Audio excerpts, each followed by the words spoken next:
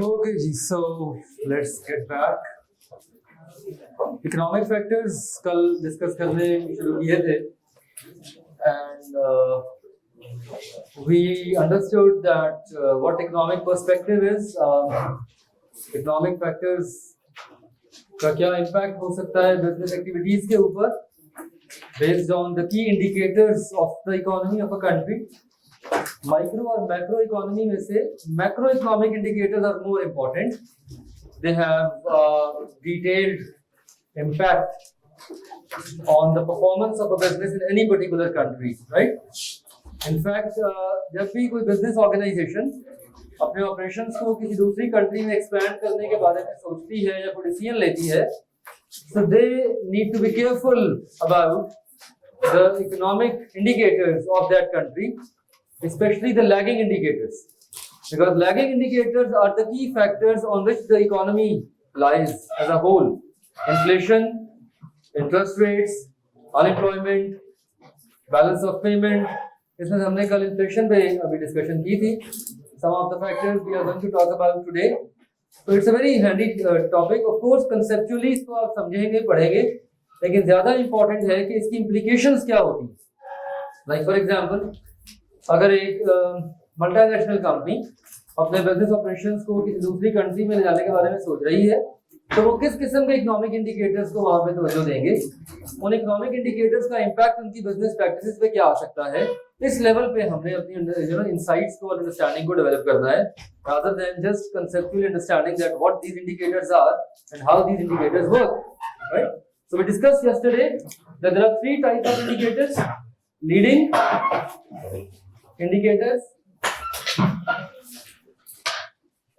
coincident indicators, and lagging indicators. इन पे हमने कल बात की थी. So, what are leading indicators? क्या हो? Leading indicators क्या हो? Silent. Yeah. Leading indicators help us understand the future state of the economy. Lagging indicators की बेस पे हम किसी भी इकोनॉमी की फ्यूचर स्टेट को डिफाइन करने के काबिल हो जाते हैं. What are lagging indicators?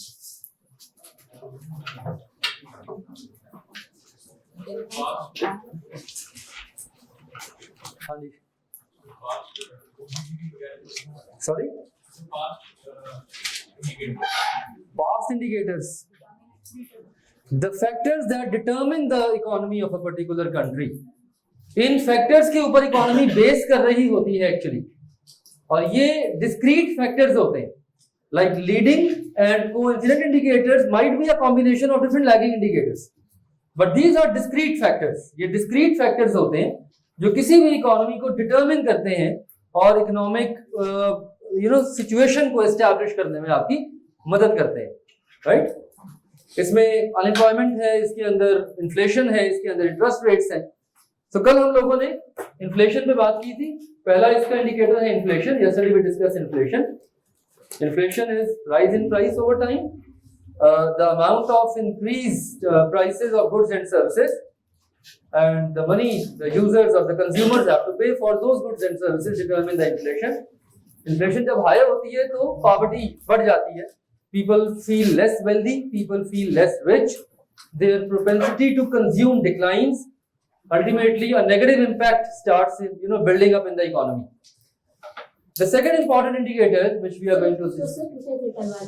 Ji sir ये जो हमने पढ़ा था स्टॉक एक्सचेंजेस, इसमें सर ये लिखा हुआ था if a stock is performing well, a company might be encouraged to issue more shares because they will be able to raise more capital at a higher value. या तो sir इसका मतलब ये है कि वो उनकी इक्विटी डाइल्यूट कम होगी और नहीं, इसका मतलब ये है कि शेयर प्राइस बेहतर होने की वजह से they can raise a higher level of capital based on their market value of the share and market capitalisation. Sir ये नहीं हो सकता कि मतलब शेयर्स कम है लेकिन उनकी वैल्यू ज्यादा होने की वजह से उनको वो अर्निंग ज्यादा हो रही है लेकिन वो नहीं, उनको अर्निंग क्यों हो रही है? देखिए, एक दफा आपने जब शेयर कैपिटल इशू कर दिया मार्केट में, अब उसका डायरेक्ट फायदा आपको नहीं मिलना, उसका फायदा मिलना है शेयर होल्डर्स को, जिन्होंने ट्रेडिंग करनी है शेयर्स के ऊपर और जिन्होंने डिविडेंड अर्न करना है उन शेयर्स के ऊपर. आपको बेनिफिट सिर्फ वहां पे मिलना है जब आपकी मार्केट रिप्यूट अच्छी होनी है, जब आपकी शेयर प्राइस बेहतर होनी है. इसका सिर्फ फायदा ये है कि आप शेयर कैपिटल ज्यादा रेज कर सकते हैं. देखिए ना, it's all about demand and supply. हमने कल भी बात की थी कि अगर एक कंपनी के स्टॉक्स अच्छा परफॉर्म कर रहे हैं, इसका मतलब है कि investor is showing trust in investing in the stocks of that organisation. Investor जो है वो उस कंपनी के स्टॉक्स में इन्वेस्ट करने में इंटरेस्ट ज्यादा शो कर रहा है ना. ठीक है, हर इन्वेस्टर की ख्वाहिश होगी कि मैं इस कंपनी के शेयर परचेज कर लूं. क्यों? क्योंकि डिविडेंड अच्छा मिलेगा और चूंकि स्टॉक प्राइस दिन ब दिन बढ़ती जा रही है. ठीक है, स्टॉक प्राइस बढ़ नहीं भी रही तो कम से कम स्टेबल है. ठीक है, at least it is showing a stable pattern over the last let's say a year और सो. तो हर स्टॉक इन्वेस्टर की ख्वाहिश होगी कि यार इस कंपनी के शेयर में इन्वेस्ट करना चाहिए मुझे. इन्वेस्टर क्यों इन्वेस्ट करता है स्टॉक मार्केट के अंदर? To earn money, of course, to make profit. Stock holder या इन्वेस्टर जो है वो दो तरह से अर्न करता है स्टॉक मार्केट से. एक ट्रेडिंग ऑफ शेयर से और दूसरा डिविडेंड यील्ड से. साल बाद जब कंपनी अपनी स्टेटमेंट्स क्लोज करती है, फाइनेंशियल स्टेटमेंट्स अपनी डेवलप करती है, तो इनकम स्टेटमेंट से जो प्रॉफिट निकलता है उसमें से एक सर्टेन परसेंटेज डिविडेंड के तौर पे शेयर होल्डर में डिस्ट्रीब्यूट कर दी जाती है. तो एक ये अर्निंग सोर्स होता है शेयर होल्डर्स का. ठीक है, number one. Number two, share holders can also make money by trading the shares of the company. Now if the market price of a publicly traded company's share is increasing, तो share holder would be more interested to buy the shares of that company. और अगर कम shares available हैं उसके already market के अंदर, so the firm might be tempted to issue more shares in the market, जिससे उनका capital raise high हो जाएगा. ठीक है ना, it's all about demand and supply. ठीक है, और वाइस वर्सा, अगर स्टॉक अच्छा परफॉर्म नहीं कर रहा तो उसका मतलब है कि इन्वेस्टर जो है वो ट्रस्ट लूज कर जाएगा कंपनी के स्टॉक्स में. ठीक है, वो इन्वेस्ट नहीं करेंगे, बल्कि जिन्होंने उस शेयर्स लिए भी होंगे वो भी एकदम शेयर मार्केट में भेज देंगे, फेंक देंगे बेचने के लिए. अगेन सप्लाई बहुत ज्यादा हो जाएगी, शेयर्स की डिमांड है नहीं, क्योंकि इन्वेस्टर कॉन्फिडेंस नहीं है, ट्रस्ट नहीं है, एकदम शेयर प्राइस गिरेगी, एकदम शेयर प्राइस नीचे आएगी. और फर्म्स जो होती है typically they hold shares as cash equivalent. Firm shares को कैश इक्विवेलेंट के तौर पे देखती है. इससे फंडिंग प्रॉब्लम पैदा हो जाती है कंपनीज के लिए, क्योंकि इन्वेस्टर जो है वो नया शेयर खरीदने को तैयार ही नहीं है.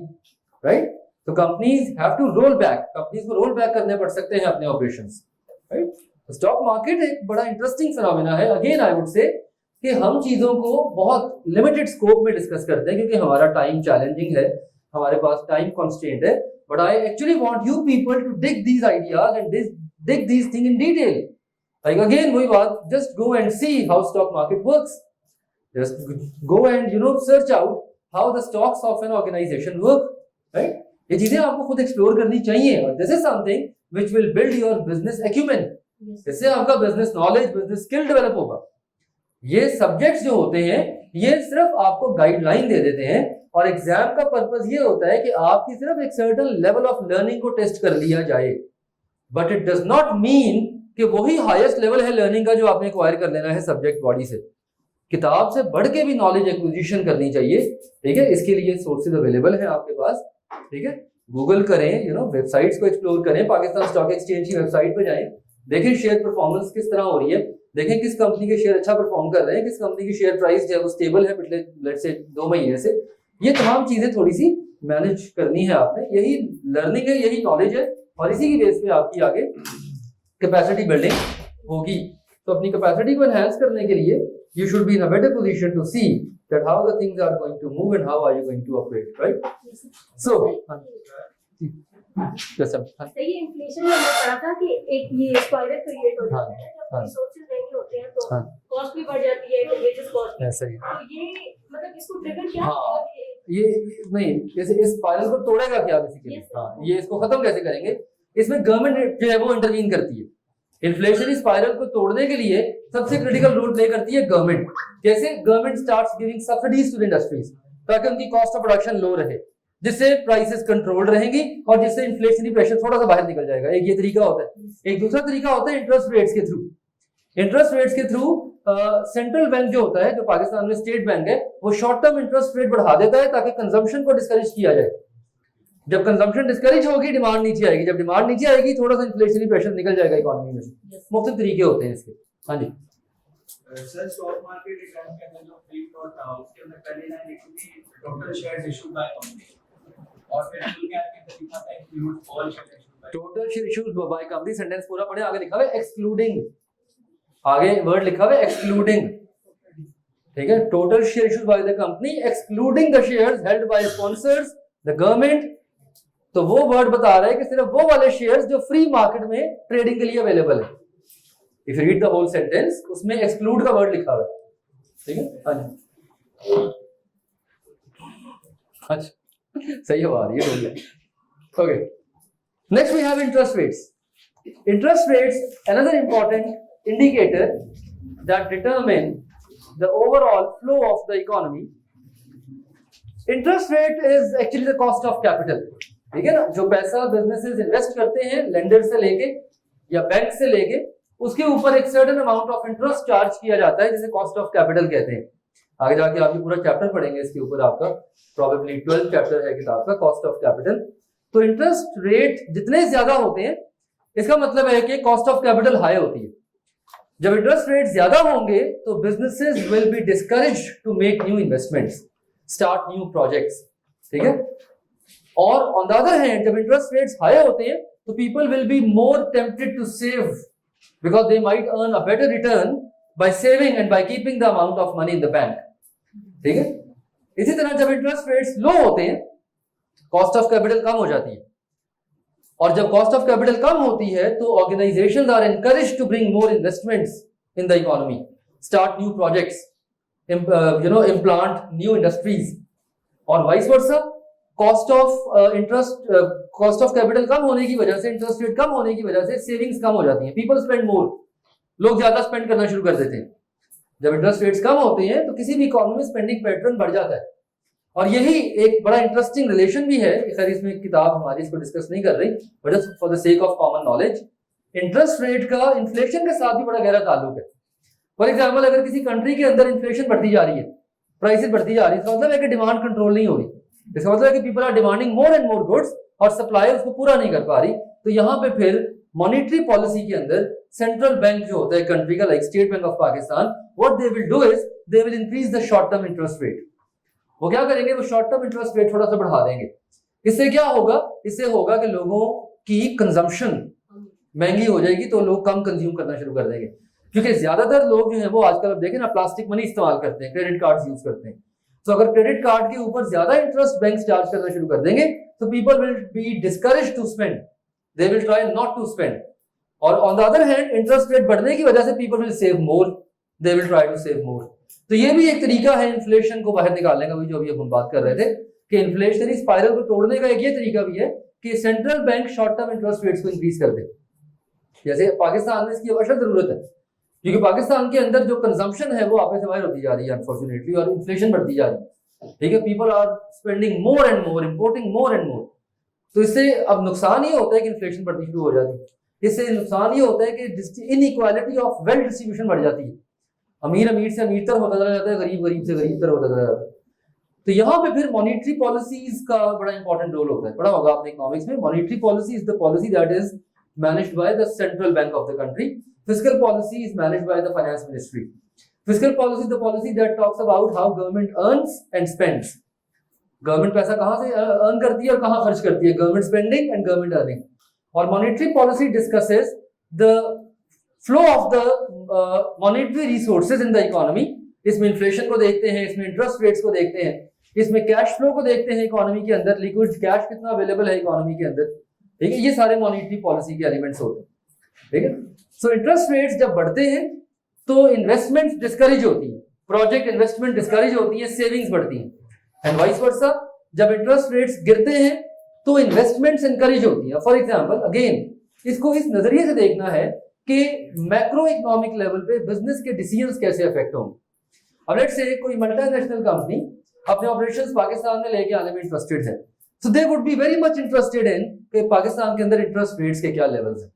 अगर इंटरेस्ट रेट्स यहाँ पे कम है, मॉडरेट है, so that would be a positive indicator कि they will instantly come here and they will start their operations क्योंकि cost of capital बहुत कम है। लेकिन अगर पाकिस्तान के अंदर इंटरेस्ट रेट्स बहुत ज्यादा हैं so they will be discouraged to bring their business to Pakistan। तो इन चीजों को बेसिकली हम देखते हैं while talking about the macroeconomic indicators। So this is what we call as interest rates। This is page number 8 heading 6, इसके अंदर ये सारी बातें आपके सामने लिखी हैं। For example, an increase in the interest rate will decrease the investment because it will be difficult for the companies to earn an adequate return on their projects, but it will also encourage the people to save more। ठीक है ना, और vice वर्सा जब interest rates गिरते हैं so it will be easier for the companies to establish capital projects to earn adequate return, but vice versa it will also discourage the savings। people will start spending more, ठीक है, consumption ज्यादा करनी शुरू कर देंगे। सो इनके दरमियान एक बैलेंस स्ट्राइक करना इंपॉर्टेंट होता है। इतने भी इंटरेस्ट रेट्स कम ना हो कि स्पेंडिंग आपे से बाहर हो जाए, और इतने भी इंटरेस्ट रेट्स ज्यादा ना हो कि इवन दो कैपिटल इन्वेस्टमेंट्स थोड़ी बहुत हो भी नहीं लेकिन लोगों के पास कुव्वत खरीदी ना हो, people are not even able to buy the things. तो इसको एक ट्रेड ऑफ होता है, इसे ट्रेड ऑफ कहते हैं। एक ट्रेड ऑफ जरूरी होता है ताकि आप एक अच्छी इकोनॉमी डेवलप कर सकें, एक अच्छा इकोनॉमिक सिचुएशन आप को एनहांस कर सकें। Then we have a very interesting indicator and that is unemployment। A very important indicator, that is unemployment। Unemployment is measured on the number of people in the workforce who are willingly out of work। Unemployment हमेशा workforce के ऊपर measure की जाती है, remember that।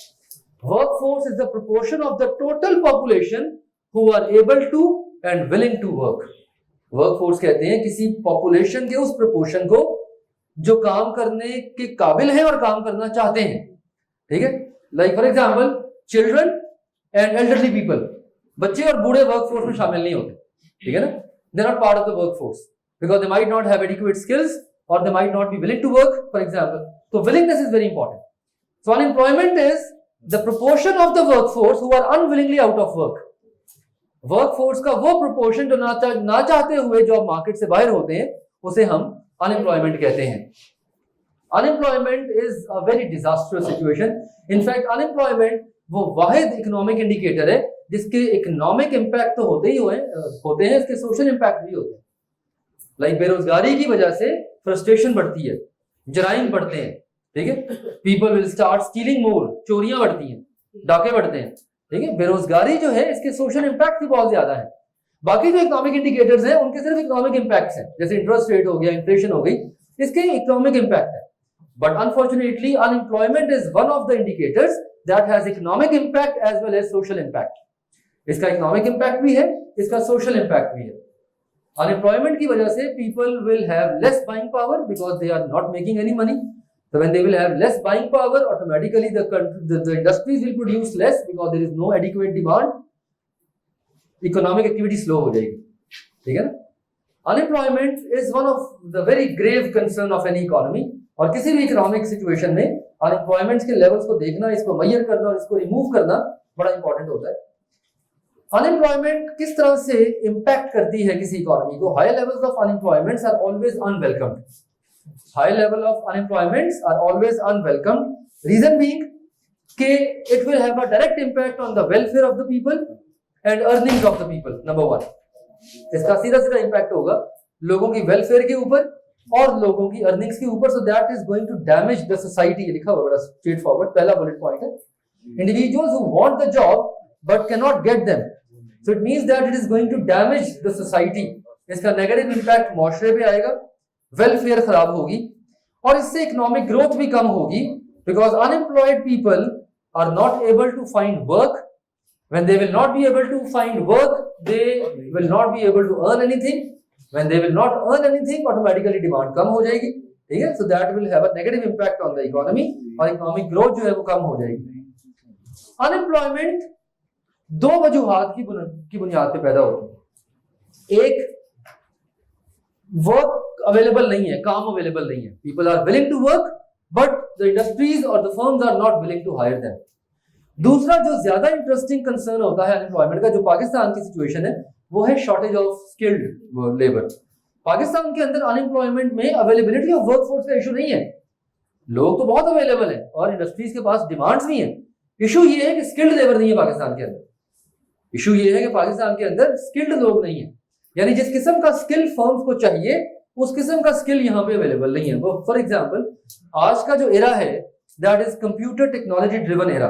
आजकल दुनिया में in fact कोई बिजनेस ऐसा नहीं है जो कंप्यूटर और आईटी के बगैर काम कर रहा हो.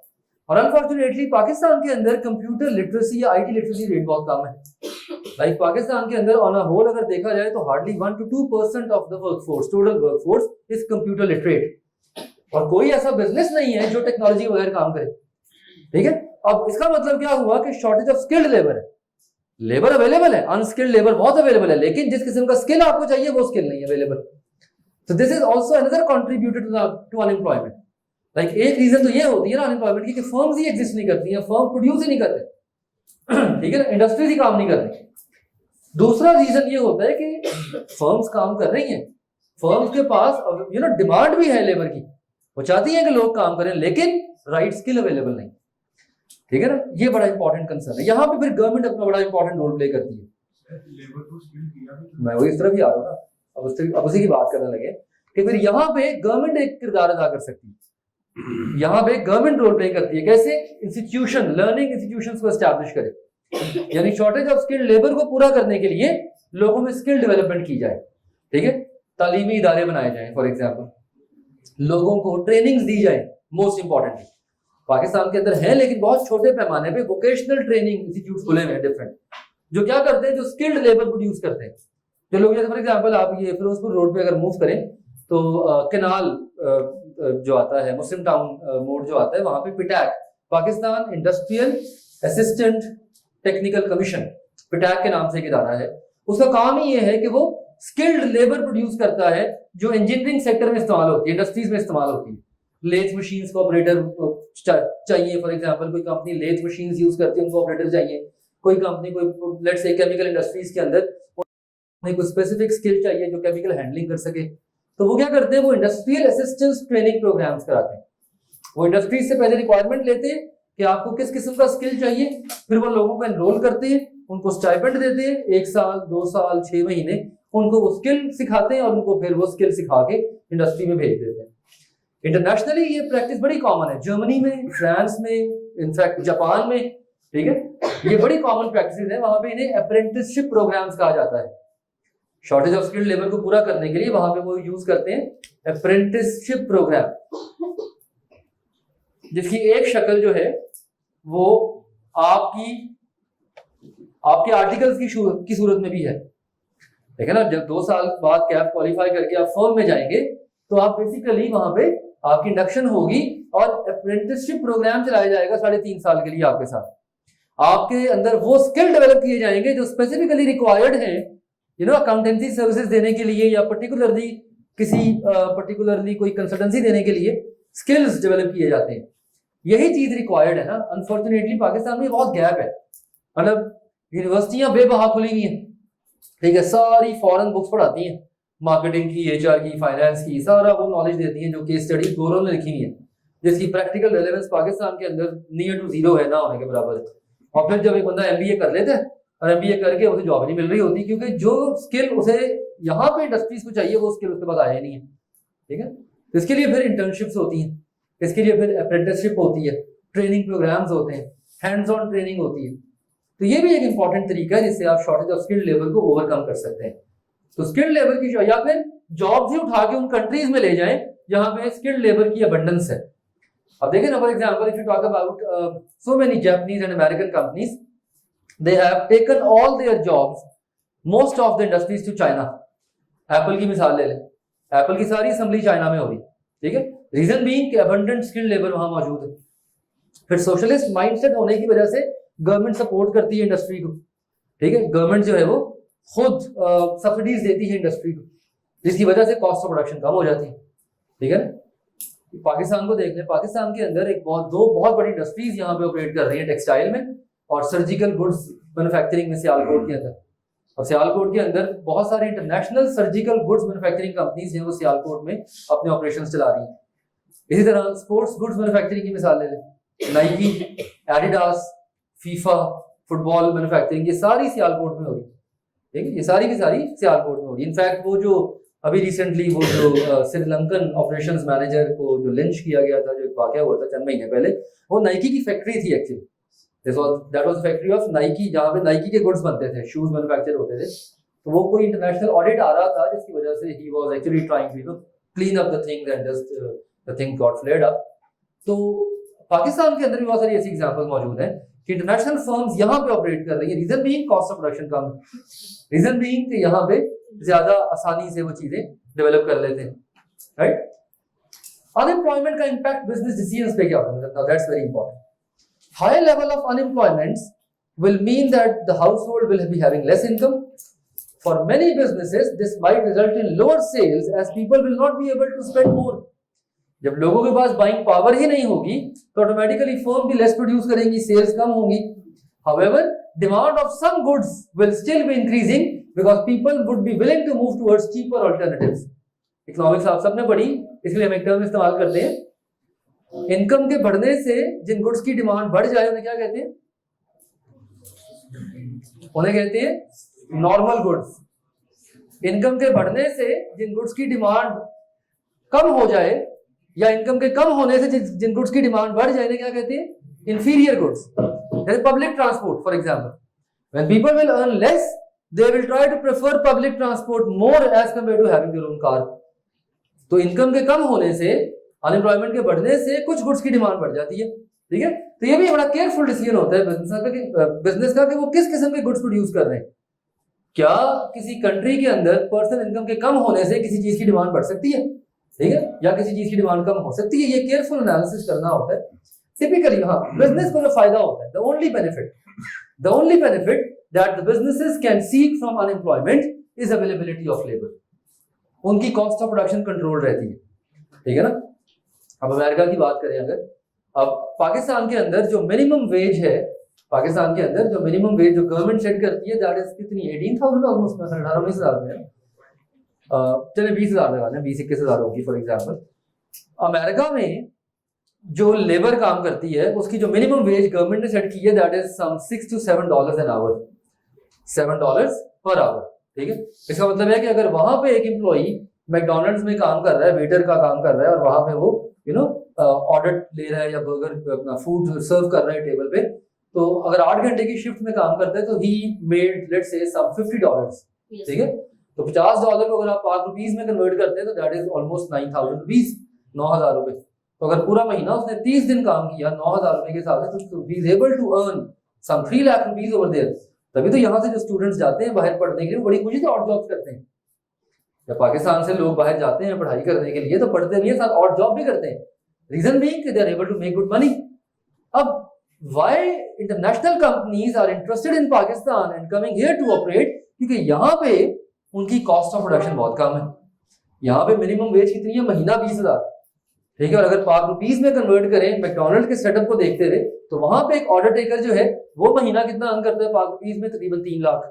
जस्ट लुक एट इट, ठीक है। सो उधर कॉस्ट ऑफ प्रोडक्शन ज्यादा होगी, यहाँ पे कम होगी। सो अनएम्प्लॉयमेंट होने की वजह से बिजनेसेस टेम्प्ट होते हैं because they have to pay less wages to the workers. Again demand supply है ना। अगर फुल एम्प्लॉयमेंट है, जैसे अमेरिका की बात करें, जापान की बात करें, जापान में फुल एम्प्लॉयमेंट है, जापान के अंदर एम्प्लॉयमेंट लेवल्स बहुत हाई है।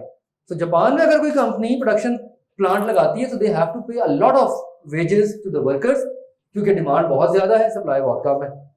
तो वो क्या करेंगे, वो उठा के सारी प्रोडक्शन ले जाएंगे चाइना में, क्योंकि चाइना के अंदर सप्लाई बहुत ज्यादा है लेबर की, ठीक है, और डिमांड जो है वो उतनी नहीं है, जिससे क्या होगा, प्रोडक्शन कॉस्ट कम हो जाएगी। तो ये भी एक इंपॉर्टेंट रीजन होता है बिजनेस के डिसीजंस का कि जिन कंट्रीज में अनएम्प्लॉयमेंट ज्यादा होती है, businesses are more tempted to take their operations in that country. Reason being, they will be having a lesser cost of production. They will be having a controlled cost of production, right? तो ये एक important point है इसके अंदर. This is the last paragraph of unemployment. Businesses that benefit when there is increase in unemployment will also be having more workforce available to choose from. So if they need more staff in periods of high sales and demand, they'll be looking to recruit people at relatively lower pay and still they may attract new staff. क्योंकि availability बहुत ज़्यादा है लोगों की. So कम पे पे भी वो नया staff hire कर सकते हैं. ठीक है? Wage cost कम होगी.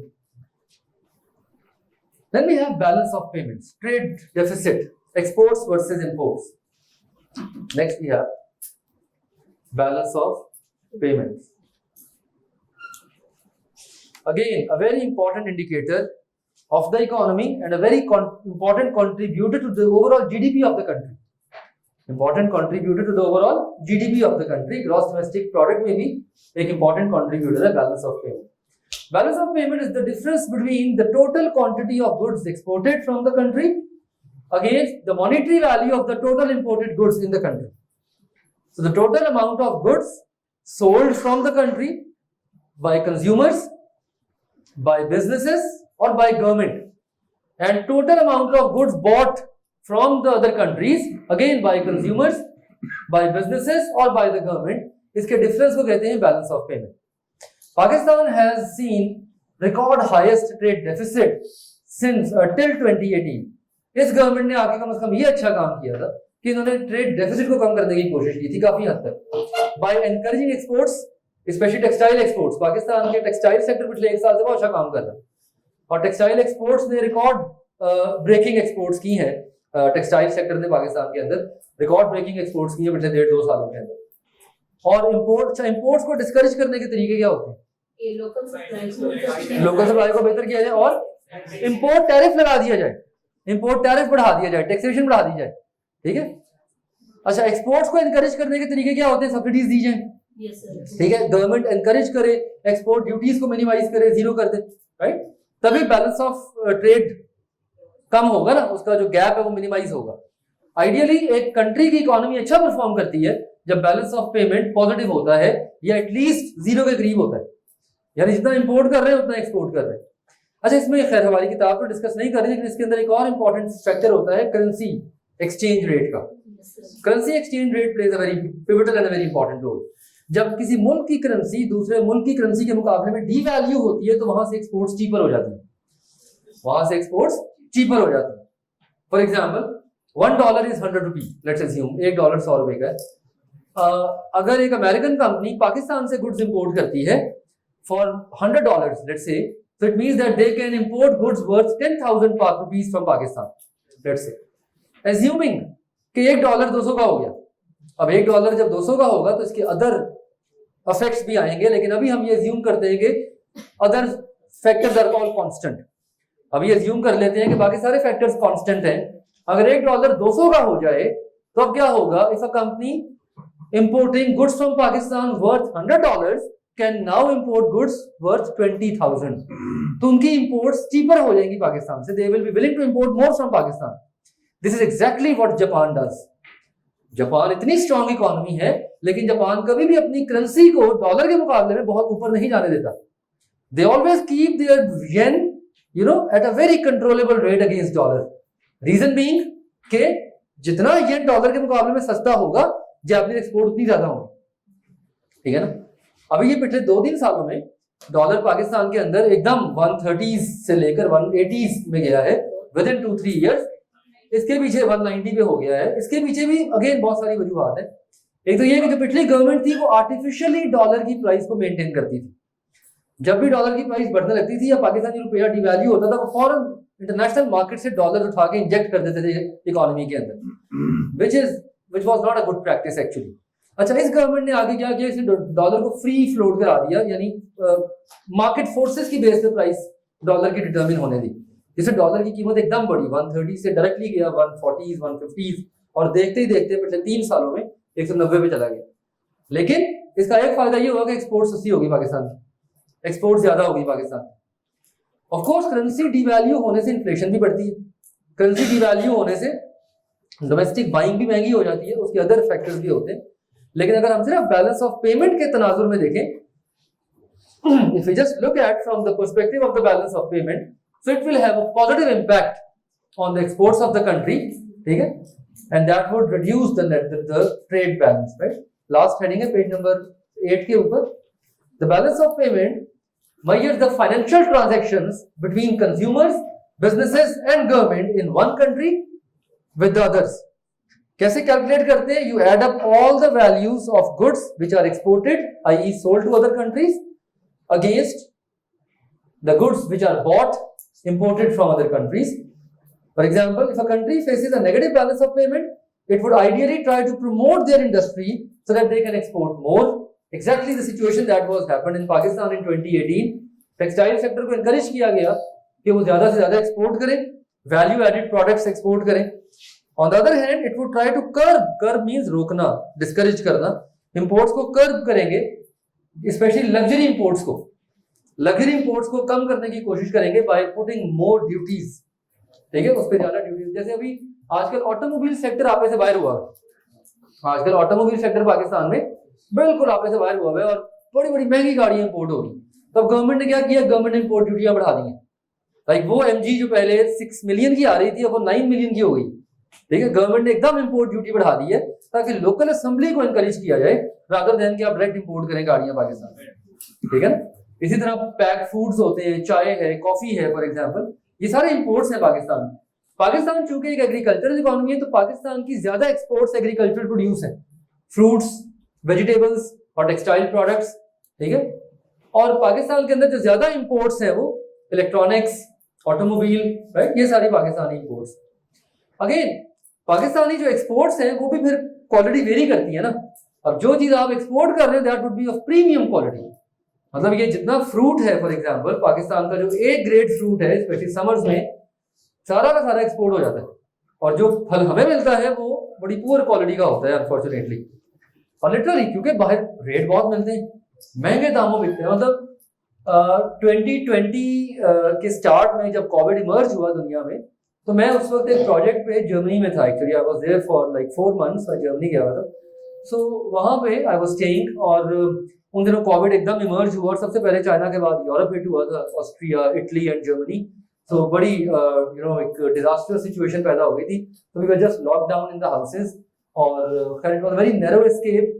तो मेरी वापसी होनी थी अप्रैल 2020 में, but then I rescheduled my ticket and I came back to Pakistan on 15th of March and exactly एक दिन बाद लॉकडाउन लग गया था पाकिस्तान में 16 मार्च को. तो बड़ा नैरो एस्केप था मेरा. Anyhow, so वहां पे जिस तरह हमारे यहाँ पे Carrefour है या मेट्रो कैश एंड कैरी है, वहां पे लिडल के नाम से चेन है, यूके की बहुत बड़ी चेन है लिडल, यूरोप की. तो ग्रोसरीज करने वहां जाया करते थे लिडल में. तो वहां से मैंने ऐसे एक दिन मैं फ्रूट सेक्शन में गया, जब लेट्स गेट सम फ्रूट.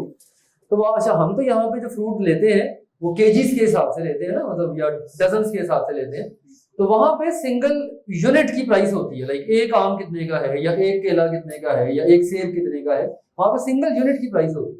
तो वहां पे एक पैकेज में ना उन्होंने वो 2 आम की एक पैकेट था and that was some 5 euros, 5 euros का. अब 5 यूरो उसमें यूरो था 190 का, 190 का. तो 5 यूरो कितने बने? तकरीबन 950 रुपए, 9 यानी 950 के 2 आम, ठीक है. अब वो लेकिन वो those were so premium quality. अच्छा वो जब मैंने पैकेज टर्न किया उसका लेबल पढ़ा तो लिखा था imported from Pakistan, like Pakistani import थी, ठीक है. That was premium quality fruit. तो जितना भी हाई क्वालिटी प्रोडक्ट होता है वो टिपिकली यहाँ से आप एक्सपोर्ट कर देते हैं, स्पेशली फ्रूट्स, वेजिटेबल्स, राइस, ठीक है, चावल, ये जितने भी टॉप एग्रीकल्चरल प्रोड्यूस है. यही तो अलमिया है पाकिस्तान के अंदर एक्चुअली कि क्वालिटी डिस्टिंक्शन इतनी ज्यादा है, मतलब इतनी डिस्पैरिटी है कि फिर जो लोकली अवेलेबल प्रोडक्ट्स होते हैं वो इतने लो क्वालिटी के होते हैं, लोकल प्रोड्यूस के, फिर लोग इंपोर्ट करना शुरू कर देते हैं. मतलब पाकिस्तान सारा प्रीमियम राइस एक्सपोर्ट कर देगा, खुद चावल इंडिया से इंपोर्ट करेगा. सीरियसली इट डज हैपन कि प्रीमियम राइस सारा एक्सपोर्ट कर देते हैं ईरान को, ठीक है, बांग्लादेश को, जहाँ चावल बहुत खाया जाता है, और अपनी डिमांड पूरी करने के लिए आप इंडिया से इंपोर्ट करते हैं महंगे दाम में, राइट. तो ये कुछ पॉलिसीज के ऊपर डेफिनेटली काम होने की जरूरत है. Anyhow, so balance of payment determines the difference between exports and imports. Then we have GDP, the last factor gross domestic product. GDP is the total production in a particular time within the boundaries of a country by all industries, by all households. इसे GDP कहा जाता है. GDP क्या होता है? It's the monetary value, monetary measure of the market value of all the final goods and services produced within a country in a specified time period. Gross domestic product is a combination of consumption plus investment plus government spending plus balance of payment, X minus M. अच्छा, GDP में और GNP में क्या फर्क होता है? Gross national product में और ग्रॉस डोमेस्टिक प्रोडक्ट में क्या फर्क होता है? पढ़ा होगा इकोनॉमिक्स? नहीं पढ़ा? एग्जाम्पशन मिल गई. GNP के अंदर, हाँ जी, हाँ, GDP with in the boundaries of the country. GNP के अंदर फॉरेन अर्निंग्स भी आ जाती हैं जो पाकिस्तानी लोग बाहर जाके अर्न कर रहे हैं और पाकिस्तान में पैसा भेज रहे हैं, जिन्हें रेमिटेंसेस कहा जाता है. तो GNP include the foreign earnings as well earned by the people of a country but outside the country.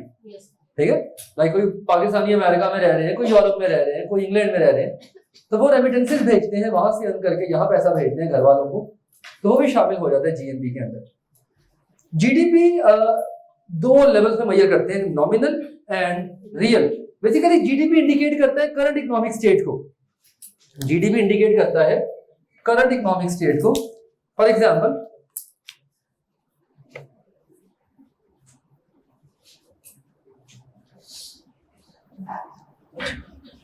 (2020) में GDP जो था पाकिस्तान का, लेट्स से इट वाज 4%. 2021 में पाकिस्तान का GDP ग्रो करके आ गया 6% पे. तो इट मींस कि नजर आ रहा है कि इकोनॉमी ग्रो हुई है. The economy has grown by 2% in terms of the gross domestic product. This is called as nominal GDP. But this GDP might be a product, this growth might be a product of just increase in the price levels. Inflation. Inflation को adjust करेंगे तो real GDP आएगा. For example, inflation की बात करें, यहां पे एक कॉलम और ऐड करना है. लेट्स से 2020 में इन्फ्लेशन थी 6% और 2021 में इन्फ्लेशन बढ़ के चलेगी 10% की. तो इन्फ्लेशन का डिफरेंस जो है वो है 4% और रियल GDP का डिफरेंस कितना है? 2%. लेकिन जब आप इस इन्फ्लेशन को एडजस्ट करेंगे इस GDP में, तो एक्चुअली इकोनॉमी डिक्लाइन हुई है आपकी 2% से. Economy has gone down by 2%. इसे कहते हैं economic recession. So real GDP is the actual measure of GDP. Real GDP, इसका आसान अल्फाज में यही कॉन्सेप्ट है. देखें, अब GDP का एक कंपोनेंट है कंजम्पशन. फॉर एग्जांपल, एक हाउस होल्ड सालाना 100 यूनिट्स कंज्यूम करता है किसी प्रोडक्ट के at a rate of 10 rupees per unit. At the rate of 10 rupees per unit. Assuming के बाकी सारे कंपोनेंट कांस्टेंट है. कंजम्पशन कितनी है? 1000. ठीक है, अगले साल प्राइस बढ़ के चली गई 15 रुपए पे. नंबर ऑफ यूनिट कंज्यूम्ड तो नहीं है 100, लेकिन अब प्राइस कितनी पे कर रहे हैं? 15 पर यूनिट. तो अब कंजम्पशन बढ़ के कितनी हो गई? 1500. यानी अपेरेंटली तो इकोनॉमिक एक्टिविटी बेहतर हो गई ना, कि कंजम्पशन बढ़ने से GDP बढ़ गया. लेकिन वो जो GDP बढ़ा है वो रियल गुड्स से नहीं बढ़ा है, वो प्राइस हाइक से बढ़ा है. तो real GDP is inflation adjusted GDP, which is the real picture of the economy of a country. Which is the real picture of the economy of a country. किसी भी कंट्री की अगर आपने हकीकतन economic activity को देखना होता है तो रियल GDP देखते हैं. Real GDP is inflation adjusted GDP. Like इस केस के अंदर इन्फ्लेशन के बगैर देखें तो इकोनॉमी ग्रोथ शो कर रही है. इकोनॉमी ग्रोथ शो कर रही है कि GDP बढ़ रहा है आपका 2%. लेकिन अगर इन्फ्लेशन को सामने रख के देखें तो एक्चुअली इकोनॉमी डिक्लाइनिंग में जा रही है, रिसेशन में जा रही है. कि डोमेस्टिक जो कंजम्पशन है वो कम हो गई है, क्योंकि वो जो इंक्रीमेंट था वो इन्फ्लेशन का था, प्राइस इंक्रीज का था. राइट. खैर, ये डिस्कशन किताब में तो नहीं है, but just for the sake of knowledge, understanding clear होनी चाहिए. नॉमिनल GDP का यहाँ पे डिफाइन किया गया है. The value of GDP evaluated at current price in a specific time period. This include the impact of inflation and it is normally higher than real GDP. यानी इसमें इन्फ्लेशन शामिल होती है. Real GDP is inflation adjusted GDP. This is the real measure of the economy. This is the real measure of the economy कि आप inflation को adjust करके GDP को कैलकुलेट करते हैं. ये हकीकतन GDP की वैल्यू होती है और यही इंडिकेट करती है इकोनॉमिक साइकिल की स्टेट को. So these are some of the indicators. Let's get back to economic cycle. Last topic. Economic cycle हमने डिस्कस की थी कल. Economic cycle क्या होती है? It is a cycle of various stages that how national income moves from one year to other year. ठीक है, इसे इकोनॉमिक साइकिल कहा जाता है. यहाँ पे टाइम है, ठीक है, और यहाँ पे आपकी कोई भी क्वांटिटी है. फॉर एग्जांपल इनकम ले लें, यहाँ पे इनकम है आपकी, नेशनल इनकम ले लें यहाँ पे. ठीक है, सो एक साल के मुकाबले में दूसरे साल में इनकम अगर बढ़ रही है तो ये ग्रोथ है. एक साल के मुकाबले में दूसरे साल अगर इनकम गिर रही है तो ये इकोनॉमिक रिसेशन है. ठीक है, अगर एक साल के मुकाबले में दूसरे साल इनकम स्टेबलाइज्ड है तो ये पीक है, रिसेशन है या बूम, सॉरी पीक है या बूम है. ठीक है, तो इकोनॉमिक साइकिल टिपिकली डेकेड्स पे होती है, दहाइयों पे होती है. एक टिपिकल इकोनॉमिक साइकिल की जो लेंथ होती है that is some 35 to 40 even 50 years.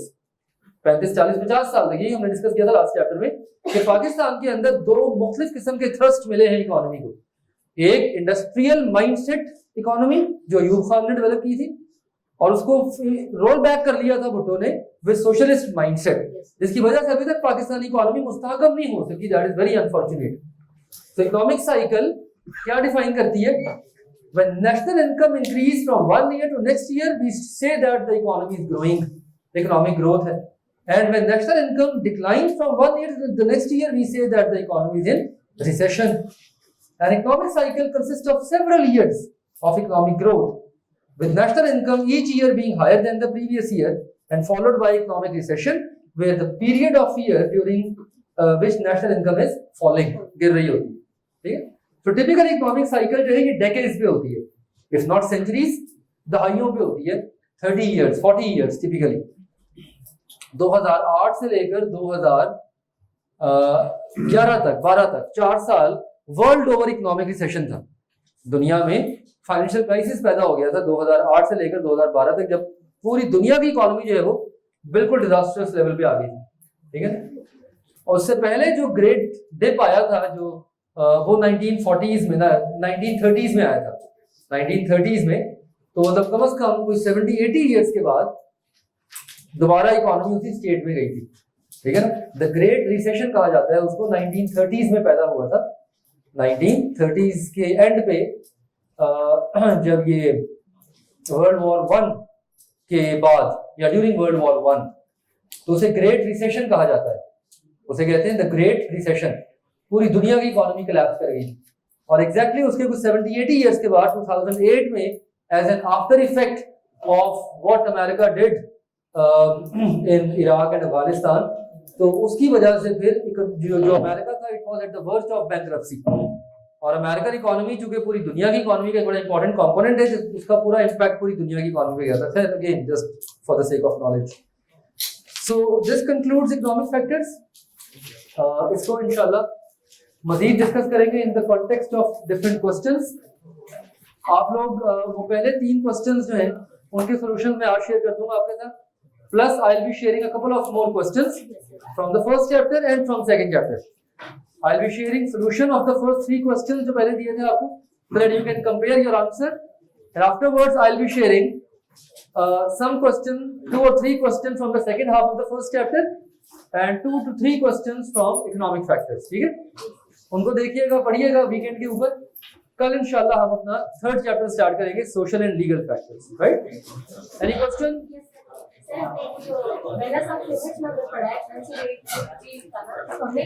Silent please.